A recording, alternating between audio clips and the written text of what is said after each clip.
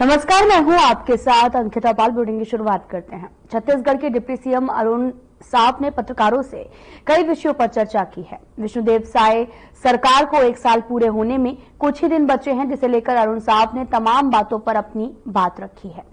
उन्होंने कहा कि छत्तीसगढ़ में बीजेपी की सरकार बनते ही असंभव से लगने वाले काम भी जो हैं वो संभव हो गए हैं, चाहे वो मोदी की गारंटी हो या फिर सरकार का दृढ़ संकल्प हो। हर विषयों पर कार्य किया जा रहा है और किसानों को 3100 धान की खरीदी क्विंटल के अनुसार की जा रही है। विष्णु के सुशासन और मोदी की गारंटी, विष्णुदेव साय जी के नेतृत्व वाली सरकार के 1 साल 13 दिसंबर को पूरा होने जा रहा है और इन 1 सालों में विष्णुदेव साय जी के नेतृत्व में जो काम हुआ है, मोदी की एक एक गारंटी पूरा करने की दिशा में जो कदम उठाए गए हैं, वो बताता है कि ये 1 साल उपलब्धियों से भरा रहा है, ऐतिहासिक रहा है। बड़े बड़े निर्णय, बड़े बड़े काम इन 1 सालों में किया है। असंभव सा लगने वाला काम भी विष्णु के सुशासन के माध्यम से हमने पूरे किए हैं। चाहे 70 लाख माताओं और बहनों को महतारी वंदन की राशि देने का मामला हो, 12 लाख किसानों को 2 साल का रुका हुआ बोनस देने का मामला हो, 3100 रुपए प्रति क्विंटल धान की कीमत देने का मामला हो, एक मुश्त राशि देने का मामला हो, चाहे पीएससी घोटाले का सीबीआई जांच का मामला हो, तेंदुपत्ता के बोनस का मामला हो, ये सारे बड़े वायदे हमने 1 साल में पूरे किए हैं।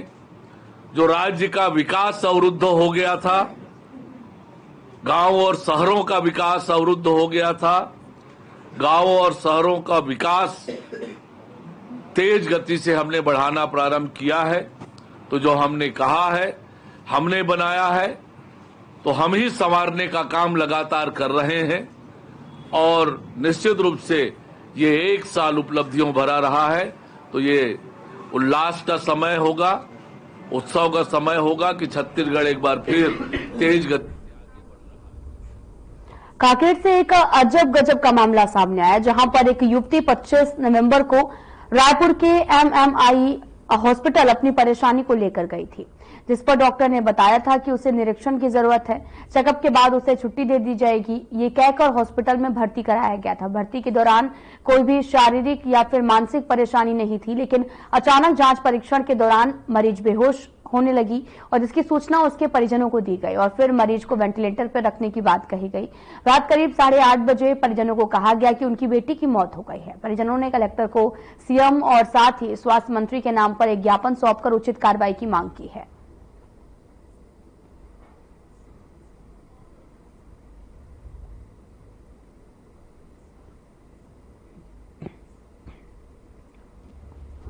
आपको बताते चले कि इलाज के दौरान युवती की मौत का मामला सामने आया, जिसमें परिजनों ने जमकर हंगामा काटा। साथ ही स्थानीय निवासी भी उनके साथ मौजूद रहे हैं। डॉक्टरों पर लापरवाही करने का आरोप लगाया और लगातार हॉस्पिटल को बंद करने की मांग भी की जा रही है। पूरा मामला कांकेर से सामने आया है, जहां पर अस्पताल में बेटी की मौत हो जाने के बाद में परिवार में कोहराम मचा और इसके बाद में जमकर प्रदर्शन भी किया गया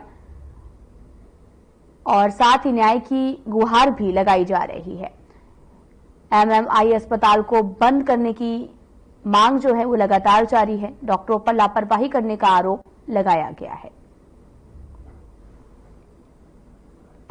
मैं महेश जैन, पूर्व संभागीय अध्यक्ष नरसेना कलार समाज बस्तर संभाग। अभी जो हमारे वर्तमान में जो अध्यक्ष हैं पुरुषोत्तम गजेंद्र जी, उनकी बिटिया को लेकर वो रायपुर गए हुए थे एमएमआई हॉस्पिटल। वो मात्र रूटीन चेकअप के लिए गए हुए थे और साथ में बढ़िया हंसते खेलते गए हुए थे।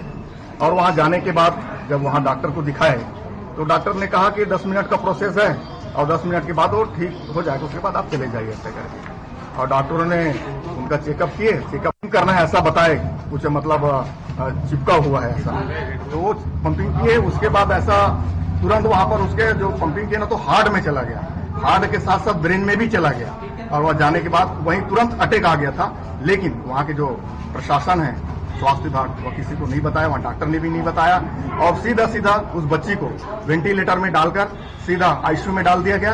आईसीयू में डालने के बाद इधर परिजन को कुछ भी नहीं बता रहे हैं। जब इतने देर होने के बाद, 8 घंटे बाद जब इनको पता चलता है कि वो बिटिया इस दुनिया में नहीं है, खत्म हो गई है, तब वहां पर अचानक कैसा हो गया, ऐसा करके भौचक्का हो गए पूरे परिजन, और वहां पर उनके साथ और जो थे और कुछ लोग आ गए वहां पर। जब पता चला तो उसके बाद उनको 5 लाख का बिल भी थमाया गया वहां के प्रशासन के द्वारा, स्वास्थ्य विभाग के द्वारा। मैं देवेंद्र कुमार सिन्हा, युवा प्रकोष्ठ महासचिव, दर्शना कलार समाज बस्तर संभाग। हाल ही में अभी हमारी एक बहन वीणा गजैन, जो सामान्य उपचार के लिए रायपुर में स्थित MMI नारायणा हॉस्पिटल में भर्ती हुई थी, सामान्य एक रूटीन चेकअप के लिए गई हुई थी।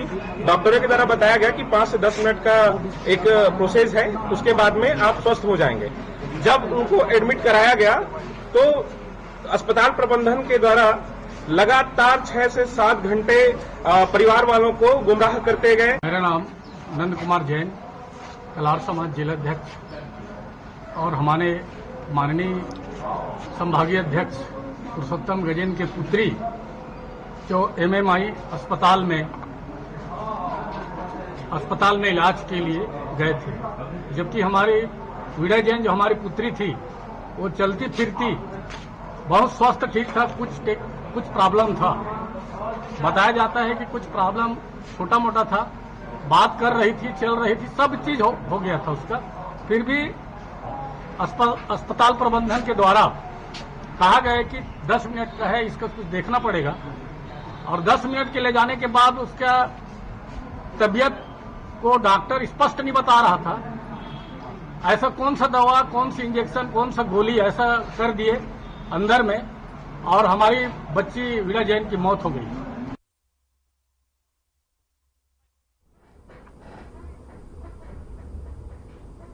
जगदलपुर जिले में ही अवैध शराब की तस्करी पर लगातार कार्रवाई जारी है, जहां एक बिना नंबर के मारुति सुजुकी इको वाहन में भारी मात्रा में अवैध रूप से अंग्रेजी शराब का परिवहन करते हुए 2 आरोपियों को गिरफ्तार किया है। मारुति सुजुकी इको वाहन से 28 पेटी से लगभग 300 लीटर अंग्रेजी शराब जब्त की गई है, और जब्त अंग्रेजी शराब की कीमत करीबन 70,080 रुपए बताई जा रही है। अंग्रेजी शराब उड़ीसा राज्य से दंतेवाड़ा की ओर लेकर जाया जा रहा था, और वहीं थाना नगर नार क्षेत्र अंतर्गत ये कार्रवाई की गई है।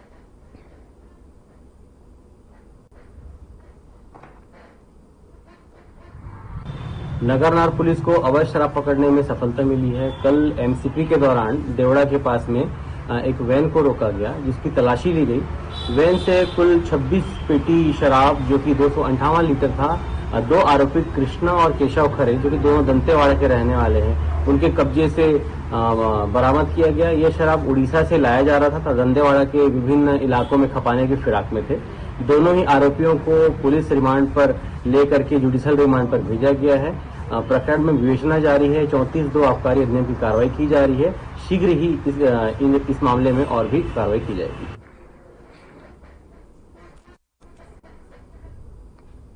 कांकेर जिले में सभी निकायों के अस्थायी कर्मचारियों ने धरना देकर अपनी मांगों को लेकर कांकेर कलेक्टर को सौंपा है और अपनी परेशानियों से मौखिक अवगत कराया। कर्मचारियों का कहना है कि उनकी नियुक्ति दैनिक वेतनभोगी के रूप में हुई थी। उन्हें बिना सूचना दिए ठेका में प्लेसमेंट एजेंसी को दिया गया, जिससे उन्हें अन्य दैनिक वेतनभोगियों की तरह कोई भी सुविधा नहीं मिल पा रही है।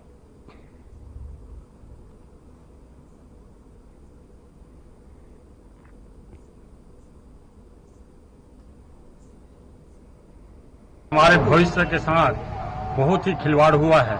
आज कोई शासन की लाभ की बात आती है तो उसमें हमें वो लाभ प्राप्त नहीं होता। जैसे कि अभी शासन ने 4000 दैनिक वेतन भोगियों को देने की घोषणा किया है, उसमें हमारे कर्मचारियों को वो लाभ प्राप्त नहीं हो रहा है।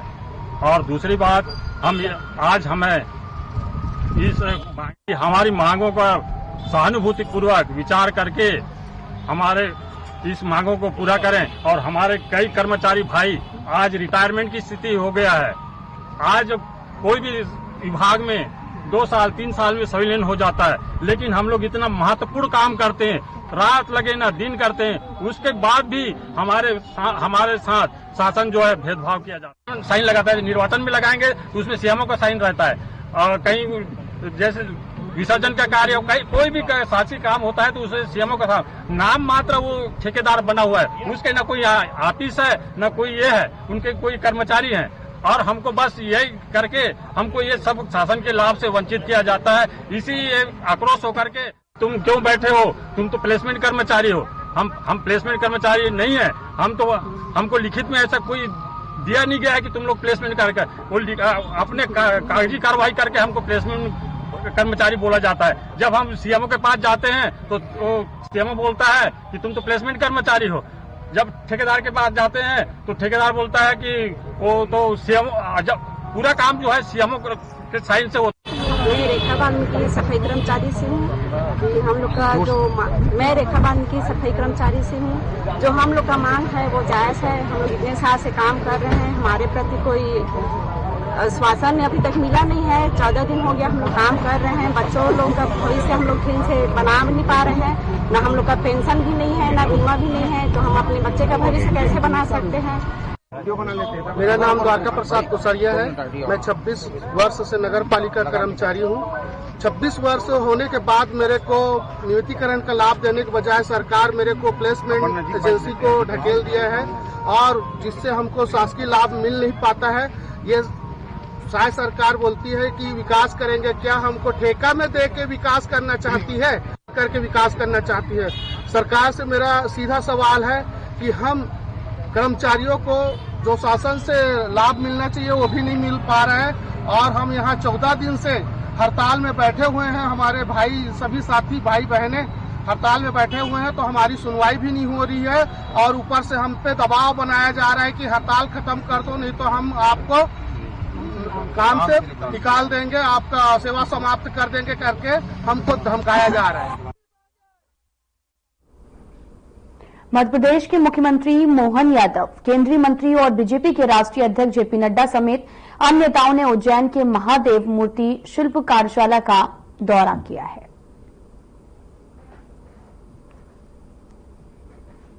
तस्वीरें आपको दिखा रहे हैं जो कि उज्जैन से हैं, जहां पर बीजेपी अध्यक्ष जेपी नड्डा साथ ही सीएम भी मौके पर मौजूद हैं। तस्वीरें आपको दिखा रहे हैं जहां पर उज्जैन के महादेव मूर्ति कार्यशाला का दौरा किया है, और इस दौरान यहां की व्यवस्थाओं का भी जायजा लेते नजर आए। तस्वीरें आपको दिखा रहे हैं जहां पर सीएम मोहन यादव और साथ ही उनके साथ में जेपी नड्डा मौके पर मौजूद हैं, और यहां पर स्थलीय निरीक्षण भी किया है। मुख्यमंत्री मोहन यादव ओकारेश्वर पहुंचे हैं, और इस दौरान हेलीपैड पर जनप्रतिनिधियों और अधिकारियों ने उनका जमकर स्वागत किया है। सीएम मोहन यादव की तस्वीरें आपको दिखा रहे हैं जहां पर वो पहुंचे ओकारेश्वर दर्शन करने के लिए। तस्वीरें आपको खंडवा से दिखा रहे हैं जहां पर ओकारेश्वर पहुंचे थे। ओकारेश्वर पहुंचने पर उन्होंने दर्शन भी किया है। तो वहीं मध्य प्रदेश के जबलपुर निवासी कर्नाटक कैडर के 2023 बैच के आईपीएस हर्षवर्धन का कर्नाटक पुलिस अकेडमी से प्रशिक्षण प्राप्त समाप्त हो गया है। हसन जिले में अपनी पहली पोस्टिंग के लिए लौटते समय सड़क दुर्घटना में उनकी मौत हो गई है, और इस पर मध्य प्रदेश के मुख्यमंत्री डॉक्टर मोहन यादव ने ट्वीट करते हुए लिखा कि बाबा महाकाल उन्हें मोक्ष और शांति प्रदान करे।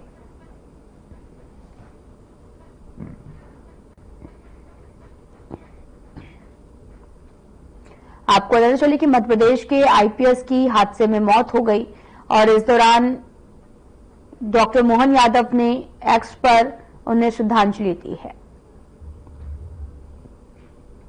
ब्रिज कॉरपोरेशन ने सीहोर जिले के भैरुंडा क्षेत्र अंतर्गत ग्राम पांडागांव सीप नदी पर ब्रिज का निर्माण किया है, जिसका केंद्रीय कृषि मंत्री शिवराज सिंह चौहान ने भी वर्चुअल तो वहीं नवनिर्वाचित विधायक रमाकांत भार्गव ने उद्घाटन किया। विगत वर्ष सीप नदी पर बना ब्रिज क्षतिग्रस्त हो गया था, और इसके बाद में शासन द्वारा क्षतिग्रस्त ब्रिज को जमींदोज कर दिया गया और साथ ही करीब 9 करोड़ की लागत से नवीन ब्रिज का निर्माण ब्रिज कॉरपोरेशन ने किया है। विकास के मुद्दे पर हमने ये चुनाव लड़ा था। शिवराज जी जो हमारे जनप्रिय नेता हैं, भारत सरकार में केंद्रीय और कृषि ग्रामीण विकास मंत्री हैं, उनने शीत नदी के इस पुल का, जो कि 10 करोड़ लगभग 10 करोड़ लागत का बना हुआ है, 9 करोड़ 48 लाख का पुल है ये, उसका वर्चुअली लोकार्पण हमारे जनप्रिय नेता माननीय शिवराज जी ने किया है और आज हमने अभी इसको फीता काट कर इसका शुभारंभ किया।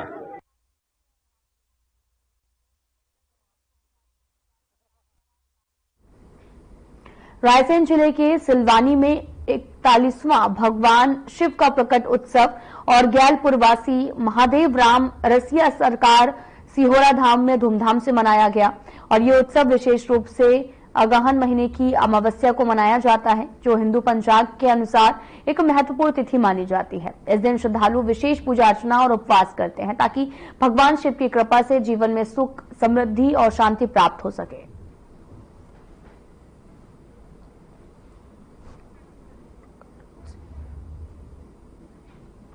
सारंगढ़ जिले के भिलईगढ़ विधानसभा से पंडरीपानी में एक विवाहिता महिला की मौत के बाद में महिला के परिजनों ने ससुराल पक्ष पर दहेज के नाम पर प्रताड़ित कर मारपीट और पैसों की मांग करने का आरोप लगाते हुए महिला की हत्या करने का गंभीर आरोप लगाया है। मामले में महिला के परिजनों ने भारी संख्या में भिलाईगढ़ थाना पहुंचकर मामले की शिकायत की और न्याय की गुहार लगाई।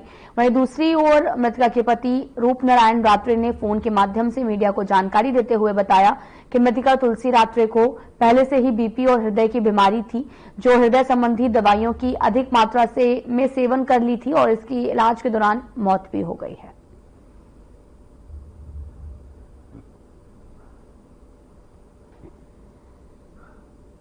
समस्या आगे थाना है घटे आप मन के बेटी के साथ बताओ। वो है ना मोर बेटी ला ना तोलत नहीं रखा, तोला छोड़िया आने दबकी ना है, ऐसे करके मोर बेटी दुख देती से अब तो हाले दईज पर दुख दी से वो सब तेरा मोल बतावा है। अब कहत रहे बढ़िया मंजा तेरा बेटी ऐसे करके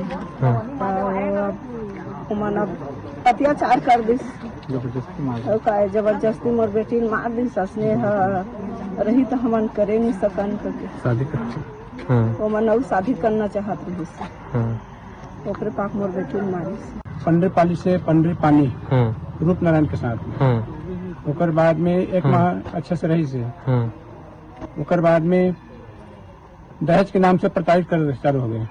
मोटरसाइकिल 1 लाख नगद और 6 महीना से वो लोग प्रताड़ित करते आज तक देह करके पूरा वो लोग जीवन खत्म कर दी।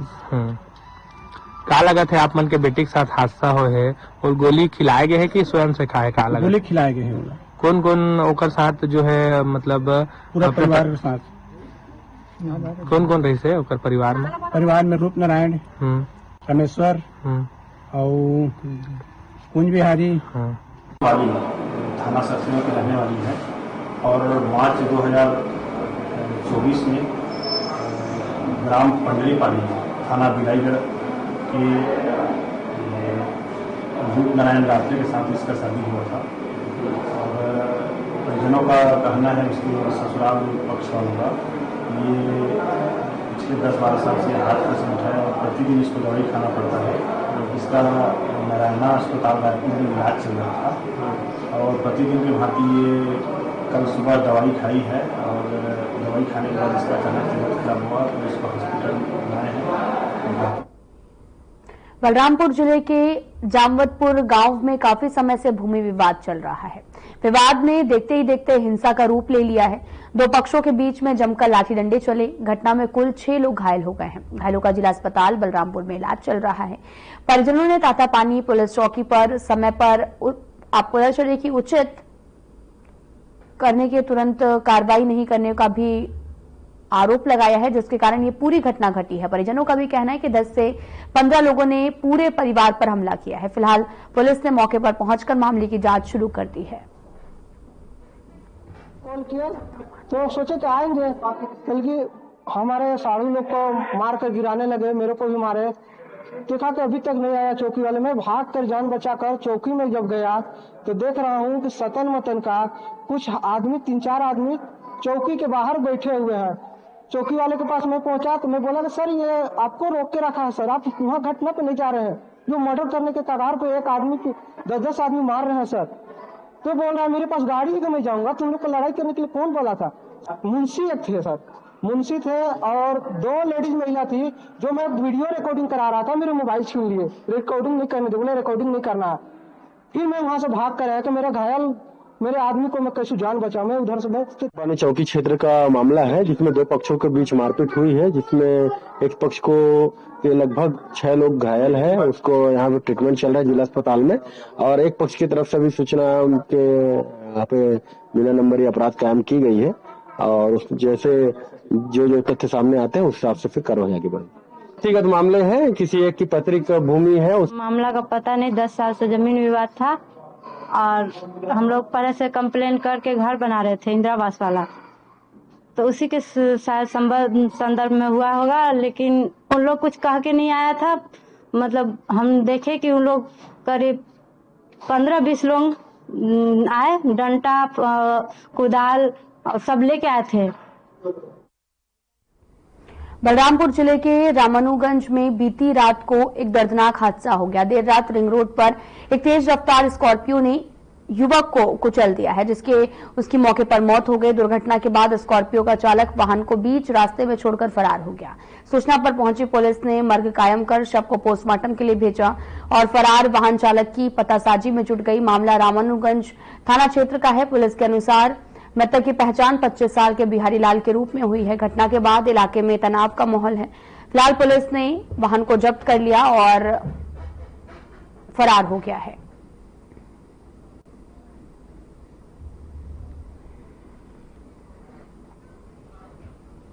खबर एमसीबी से है, जहां पर जिले में स्वास्थ्य मंत्री ने विधानसभा क्षेत्र के स्वास्थ्य सिस्टम खाट पर है। घायल महिला को एम्बुलेंस नहीं मिला और महिला के बेटों ने खाट पर रखकर महिला को अस्पताल लेकर पहुंचे हैं। एम्बुलेंस 108 पर कॉल करने पर कहा गया था, लेकिन एम्बुलेंस खाली नहीं है। कब में फिर लेके आए हैं सर? क्या कारण था? वो पैर टूट गया है सर मम्मी का। कहाँ गए थे? वो नदी गए थे सर बैला पानी पिलाने जी। तो बैला लोग अचानक लड़ाई हुए तो मतलब पीछे से उनको धक्का मारे, सीधा पैर के ऊपर पैर उसका पड़ गया बैला वाला जी, तो डायरेक्ट टूट गया सर। फिर वहां से हम लोग नदी। छत्तीसगढ़ से बड़ी खबर सामने आ रही, जहां पर आपको बताते चले कि कलेक्टर डॉक्टर गौरव सिंह ने आरंग के धान खरीदी केंद्र का निरीक्षण किया। उन्होंने मौसम खराब होने पर धान को पानी से बचाने के निर्देश दिए। उन्होंने कहा कि धान को पॉलीथीन से ढक दिया जाए। इसके अलावा कलेक्टर ने कम्युनिटी हेल्थ सेंटर का निरीक्षण किया।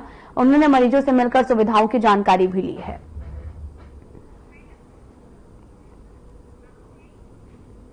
फिलहाल में इतना ही। नमस्कार।